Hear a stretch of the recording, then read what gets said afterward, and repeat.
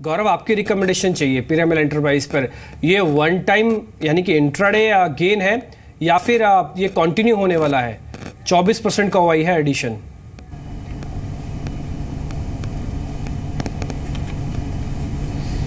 देखिए, ऐसा सिमिलर ओ एडिशन आपको फ्राइडे को देखने मिला था, अगर मैं गलत नहीं तो टॉप 2 या टॉप फ्राइडे को था sir, second highest OI gainer था ये। यहाँ पे मैं समझूंगा कि अभी यहाँ पे थोड़ा तो मैं समझता हूँ यहाँ पे अनवाइंडिंग अभी भी शुरू हो चुकी है, थोड़ी बहुत प्रॉफिट बुकिंग चालू हो चुकी है, तो यहाँ पे इसको एक बार अवॉइड करना चाहिए। यहाँ पे अगर कोई बाय करता है तो उसका रिस्क रिवॉर्ड बिल्कुल फेवरेबल नहीं है।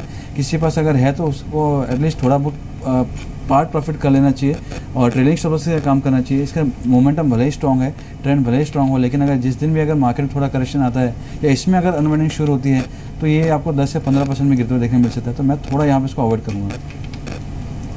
ठीक है जी, चलिए इस बीच कुछ और स्टॉक्स देखते हैं जहां पर इंटरेस्टिंग मूव इस समय देखने को मिल रहा है। एक बार मिड कैप के गेनर्स को देखते हैं। देखिए, पिछले भी पूरे हफ्ते हमने मिड कैप में सिलेक्टिव वाइब्रेंसी देखी थी। आज अच्छी चीज़ ये है कि एक तो अगर आप एडवांस डिक्लाइन के लिहाज से देखेंगे तो, और दूसरा जो मोमेंटम प्ले यहाँ पर पिछले हफ्ते था उसके लिहाज से देखेंगे तो भी देखिए कुछ एक स्टॉक्स जिसमें बहुत अच्छा मूव है। मिसाल के तौर पे देखिए इंडिया सीमेंट्स को या फिर पेट्रोनेट एलएनजी को। आप हंस भी रहे हैं। मैं इसलिए हंस रहा हूँ क्योंकि इंडिया सीमेंट की हमारी कॉल है। ये हमने थोड़ी देर पहले ही निवेशकों को बताया और डेरिवेटिव के बेसिस पर थी। एक बार ग्राफिक्स दिखा दे। ऐसे बाजार में हंसने का मौका मिले ना, वो बहुत अच्छी चीज़ है, क्योंकि होता क्या है, ज़्यादातर लोग अगर आपने पहले मुनाफा बुक कर लिया और बाजार चढ़ गया तो आप रोते हैं बैठ के, और अगर आपने करा ही नहीं था एंटर और बाजार इतना भाग गया तो भी लोग रोते हैं। नहीं, हमको तो इतना हंसना अच्छी बात है। हमको तो इतना हंसना चाहिए, हमको डबल हंसना चाहिए, क्योंकि 2 कॉल हमारी हिट हुई हैं। और आपको मैं कोटक महिंद्रा बैंक की कॉल्स भी दिखाता हूँ। दोनों के ग्राफिक्स हमने डाले हैं। एक तो इंडिया सीमेंट 225 का टारगेट है, ये हमने दी थी करीब 215 के आसपास, 219 आ चुका है, 209 का स्टॉप लॉस है। अब ट्रेलिंग कर लीजिए। अब आप स्टॉप लॉस बदलना चाहे तो 215 ही कर दीजिए। अब आपका स्टॉप लॉस लग जाएगा 215 का। अब इस कंडीशन में आपको लॉस तो होगा ही नहीं, ये तो हमने आपका पक्का कर दिया। दूसरा कोटक महिंद्रा बैंक, ये 2 दिन में 40,000 रुपए दिए, क्योंकि 920 930 पे दी गई कॉल थी, 970 पहुंची। अब तो देखिए 70 से भी ऊपर है।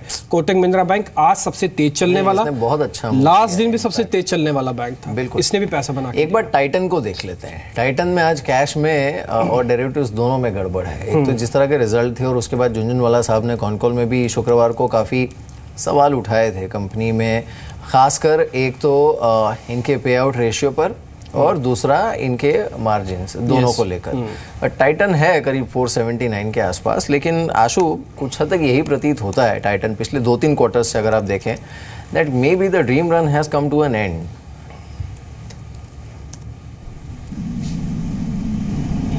मीर, ऐसा नहीं कह सकते। मैं बता रहा हूँ कि पोस्ट डिमोनेटाइजेशन ये हमने स्टॉक आइडेंटिफाई किया था और उसमें हमने काफ़ी रनअप भी देखा कि ग्रेजुअली जो इंडियन मार्केट में ऑर्गेनाइज प्लेयर में सबसे ज़्यादा एस्टेब्लिश प्लेयर टाइटन है। और जब सब चेक पेमेंट, सब ऑफिशियल पेमेंट और सब सारी ज्वेलरी बाइंग, और सॉरी ऐसा नहीं है, इनके बहुत ही कमिटेड कस्टमर है, और अगर जितना शिफ्ट होगा वो टाइटन की तरफ ही होगा। और हमने स्टॉक में एक अच्छा अपमूव भी देखा। मुझे लगता है कि अगले 1-2 क्वार्टर में फिर वो विजिबिलिटी हमारे को देखने को मिल जाएंगी। तो इन स्टेटमेंट्स और इस शॉर्ट टर्म ग्लिप्स के चक्कर में मुझे नहीं लगता कि कोई बहुत बड़ी मंदी या ऐसा ड्रीम रन ओवर हो जाएगा। ड्रीम रन एक्चुअली में मीर कभी इतना बड़ा ड्रीम रन था भी नहीं इसके अंदर। आई थिंक एक कंसोलिडेटेड फेज में रहता था, बहुत ज्यादा हाई बीटा में नहीं रहा ये कभी भी, तो एक अच्छा अपमूव दिया है। बट एक कंसोलिडेशन फेज जरूर आ सकता है। मुझे ऐसा नहीं लगता कि कोई बहुत ज्यादा है, बिकॉज अगर ऑर्गेनाइज जो हमारा शिफ्ट होता जा रहा है, ग्रेजुअली ऑर्गेनाइज मार्केट की तरफ होता जा रहा है, and Titan is definitely A preferred player.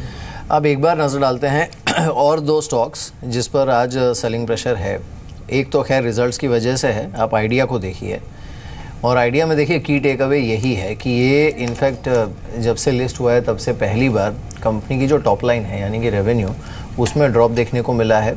और दूसरा, जिस तरह की मैनेजमेंट की कमेंट्री भी रही है, इन्होंने एक तो डिविडेंड नहीं दिया इस बार, दूसरा रिलायंस जियो की तरफ से जो कांस्टेंट हैमरिंग है in terms of pricing power, तो ये इनके लिए बहुत बड़ा हेडविंड क्रिएट कर देता है। वो देखिए दिख भी रहा है आइडिया के नंबर्स में।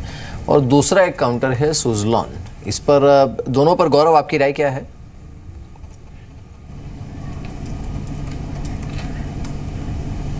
ये आइडिया का इमीडिएट जो सपोर्ट है वो 84 का है। उसमें अगर आप देखेंगे शॉर्ट टर्म जो सिलसिला शुरू हुआ था वो 84 पे थोड़ा पेस पकड़ा था, फिर 84 से 87 तक कंसोलिडेट करके फिर एक छोटा और ब्रेकआउट देखने मिला था। तो मुझे लगता है 84 का जो लेवल है अगर ये टूटता है, अगर आप पुट कॉन्सेंट्रेशन देखोगे 85 has one of the highest concentration, उसके करीब ही ट्रेड कर रहे हैं। उसके नीचे अगर क्लोज आता है 84 के करीब क्लोज आता है तो मैं समझता हूँ या तो पुट लेके जाना चाहिए, रिस्क हो जाएगा थोड़ा शॉर्ट करना यहाँ पे, ऑलरेडी काफ़ी नीचे है, लेकिन पुट लेके जा सकते हैं प्रोवाइडेड इट ब्रेक्स 84।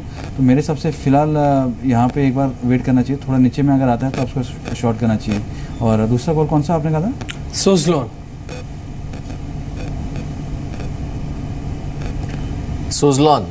सुज़लोन में इतना शॉर्ट्स उतना ज़्यादा नहीं है, लेकिन प्रोबेबली आज थोड़ा उसमें वीकनेस है, अनवाइंडिंग वगैरह थोड़ी हो रही है। इसमें जो इमीडिएट सपोर्ट्स जो दिखते हैं ये 19 के हैं, यहाँ पे भी बहुत अग्रेसिव आपको पोजीशन इसके लिए दिखेंगे क्योंकि लेटेस्ट एंट्रेंट है, तो 1 या 2 महीने रहेगा तो आपको थोड़ा क्लियर डेटा मिलती है। लेकिन जो हिसाब से अभी दिख रहा है, एक बार 19 से अगर तोड़ता है तो आपको ये वापस से 17.5-18 के लेवल्स आपको इजीली देखने मिल सकते हैं। 19 तोड़ेगा तो क्योंकि लॉसेस काफ़ी बड़ी है तब आप पुट का इस्तेमाल कीजिए, अदरवाइज फिलहाल आप इसको अवॉइड कीजिए।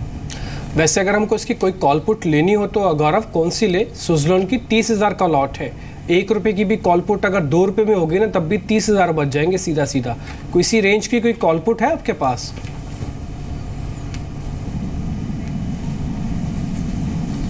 देखिए पुट में अगर बात की जाए तो एक 1750 का पुट ऑप्शन है, वो ही थोड़ा लग रहा है मुझे कि यहाँ पे आप थोड़ा काम किया जा सकता है। तो अगर 19 का लेवल तोड़ता है या 19 के नीचे अगर ये ट्रेड कर रहा है तो एक ऑप्शन एक ही है कि आप पुट ऑप्शन ले लीजिए 17.5 का। अभी तकरीबन कुछ 2.2 2.3 चल रहा है, तो ये आप 1.75 के स्टॉप लॉस से ले सकते हैं और ऊपर में आपको 3 रुपया 3.20 पैसा मिल सकता है। ठीक है, 17.5 रुपये की एक पुट आपको मिल जाएगी।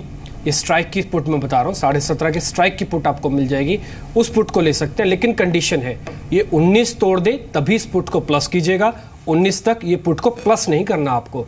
ये कंडीशन के साथ सुज़लोन का ट्रेड भी आपको मिल गया। आगे बढ़ते हैं, कुछ एक और शेयर्स भी देख लेते हैं जहाँ पे अच्छा मोमेंटम देखने को मिल रहा है। उसमें इंडिया सीमेंट थोड़ी देर पहले हम बात कर चुके हैं। एक और शेयर देखिए पेट्रोनेट एलएनजी, ये भी आज काफ़ी स्मार्टली मूव कर रहा है। असल में MSCI इंडेक्स के अंदर कुछ एक शेयर्स के ऐड होने की बात सामने आ रही है। उसमें REC भी है, उसमें पेट्रोनेट एलएनजी भी है। मॉर्गन स्टैनले का कंपोजिट इंडेक्स है जिसमें पेट्रोनेट को भी जगह मिल सकती है। आशु, आपकी रिकमेंडेशन क्या है पेट्रोनेट एलएनजी पे? डेफिनेटली बाय है, काफ़ी टाइम से बाय चल रही है क्योंकि इस सेक्टर के अंदर आई थिंक जो फंडामेंटल्स हैं वो काफ़ी इंप्रूव हो रहे हैं। अगर आप क्वार्टर ऑन क्वार्टर देखिए सो आई थिंक इनमें काफ़ी इजाफा हुआ है और जिस तरह से बेस एक्सपैंड हो रहा है वो बहुत इंकरेजिंग चीज़ है। सो आई थिंक ओवरऑल जो है ये वैसे भी इरिस्पेक्टिव ऑफ, आई थिंक ये MSCI वाला तो एक एडेड एडवांटेज हो गया और इसको इसमें स्पाइक ऐड रहेगा, बट डेफिनेटली इसमें एक बाय कॉल है जी। इस बीच चलिए संजीव भसीन भी हमारे साथ जुड़े हैं, उनसे बात करते हैं। संजीव जी शुक्रिया हमारे साथ इस बातचीत में शामिल होने के लिए। Good afternoon to you. अब क्या करें, मार्केट में 9450 9500 इन सब लेवल्स की बातें तो हो रही हैं, लेकिन जो रनअप देखने को मिला है अच्छा खासा, उसके बाद 2 चीज़ें हैं। एक तो लेफ्ट आउट फीलिंग है, काफ़ी स्ट्रॉन्ग है, और दूसरा जो डोमेस्टिक इन्फ्लोज हैं उसमें वाइब्रेंसी ठीक ठाक देखने को मिल रही है अभी भी। आप कैसे देख रहे हैं इस समय बाजार को? हाँ, तो Mihir is the perfect storm. जो 8,000 पे सब मंदी में थे अब सब तेजी में आ गए 9400 के ऊपर। आई थिंक मार्केट पे ग्रीड काफी जोर से लिख रखी है। इस समय आपको कैश रेज करना चाहिए। We have been contrarian from the last 1 week to 10 days. हम फार्मा और IT में काफी रुझान रख रहे हैं। In fact doctor Reddy, Lupin, Sun Pharma have been our top picks. We continue to reiterate के ये शेयरों में अभी कोई भी नहीं हाथ लगाना चाहता, लेकिन सबसे अच्छे शेयर हैं क्योंकि भाव आपके साथ है। और ओवरऑल मार्केट पे हम थोड़े कॉशियस हैं। हमें लगता है ये जो टॉप बन रहा है 94 95 96 this will be short lived, और हमें लगता है यहाँ से मार्केट अगले महीने तक नीचे जरूर आएगी, तो आपको एक एंट्री पॉइंट मिलेगा। अभी टू चेस एनीथिंग थोड़ा फूल हार्डी होएगा अनलेस आप करेक्टली अपने आप को हेज करके चलें। ठीक है। अच्छा भसीन साहब, आप ग्लेनमार्क को लेंगे इन लेवल्स पर? नंबर्स आगे 20-22% टूट गया।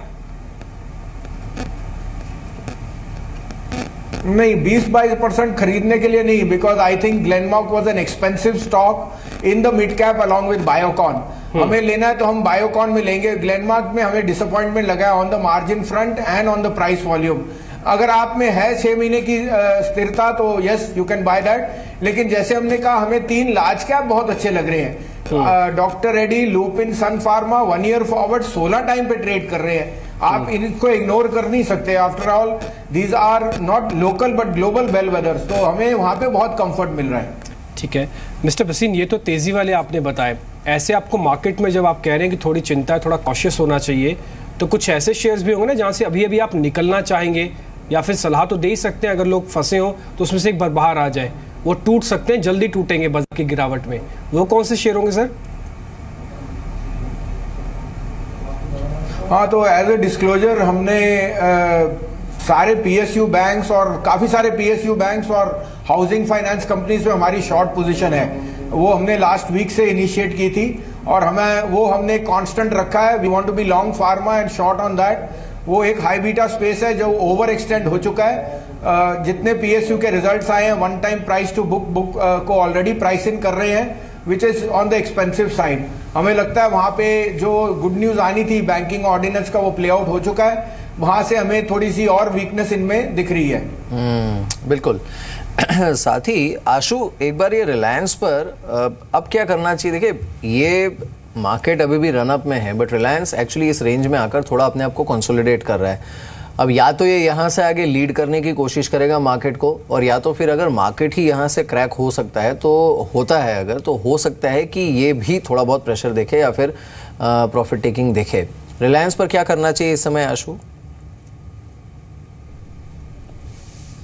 फिर जैसे आपने मार्केट की बात की, मैं अभी भी बोलता हूं कि फ्रंट लाइन में पार्टिसिपेशन बहुत लिमिटेड है। अगर मिड कैप में ग्रीड है, अगर आप देखिए 50 पॉइंट का इस लेवल पे अगर 40, 50, 70 पॉइंट का भी झटका आता है ना नीचे की तरफ, सारा जो ट्रेडर है ना, जो वीक बुल्स होते हैं, वो एकदम निकल जाते हैं। सो अभी भी जैसे मैं इस प्रोग्राम के शुरुआत में बात कर रहा था, डिम्पी बोल रहे थे कि बेस ऊपर शिफ्ट हो गया है, तो मैं बिल्कुल मानता हूं कि बेस ऊपर शिफ्ट हो गया है। अभी भी जो फ्रंट लाइन इंडेक्स में है, अंडर ओन्ड है, और मुझे नहीं लगता कि कोई अनलेस कोई बहुत ही बड़ी खराब न्यूज आए जो मार्केट को एक कंसिस्टेंट लेवल से नीचे लेके जाए, तब मैं मानूंगा। अदरवाइज ये आप जो हर हफ्ते 40-50 पॉइंट के करेक्शन देखते हैं, जो इसमें वीक बुल्स हैं, वो निकल जाते हैं। अब ये रही मार्केट की बात, तो मुझे लगता है कि चुने हुए स्टॉक्स के साथ बने रहना चाहिए। अभी भी कोई प्रॉब्लम नहीं लगती है ओवरऑल मार्केट में। ऑन द कॉन्ट्ररी, इंडेक्स आपको डिसेप्टिव रहेगा, इंडेक्स में कोई गिरावट भी नहीं आएगी, बायस पॉजिटिव रहेगा और कुछ स्टॉक्स बिल्कुल हाथ से निकलते जाएंगे। हैविंग सेड दैट, रिलायंस मुझे लगता है जो एक कंसोलिडेशन फेज 1100 से 1200 के बीच में था, उसके बाद काफी डिसअपॉइंटमेंट रहती थी, स्पाइक आता था 20-25 रुपए का, उसके बाद फिर नीचे, मुझे लगता है उसी कंसोलिडेशन फेज में आ गया है। But yes, definitely you right कि अगर करेक्शन आती है मार्केट के अंदर, तो unlike many other stocks, Reliance शायद उसमें एक करेक्टिव मूव दे सकता है। इस लेवल पे फ्रेश बाइंग मुझे नहीं लगता, मुझे एक्साइटमेंट नहीं देती है रिलायंस की, कि अगर मैं ऑन द कॉन्ट्ररी इस लेवल पे भी परसों रिजल्ट्स आने के बाद भी हमने सेंचुरी टेक्सटाइल में बाय दी है, मुझे लगता है यहां से भी वो 200 रुपए की मूव ऊपर दे सकता है इरिस्पेक्टिव ऑफ दैट रिजल्ट। ऐसे ही लॉन्ग शॉर्ट में कुछ ना कुछ स्टॉक्स हैं। हिंदुस्तान लीवर का जैसे मैंने बात किया कि मुझे लगता है कि इसी एक्सपायरी में 1050 का भाव भी देख सकते हैं इंस्पाइट ऑफ कॉलगेट रिजल्ट्स। तो इस तरह से कुछ ऐसे स्टॉक्स हैं जिनमें लॉन्ग रखना चाहिए, बट रिलायंस इस वक्त मेरे लिए नो ट्रेड जोन में है, तो मैं इसमें अभी कोई व्यू नहीं लेना चाहूंगा। ठीक है।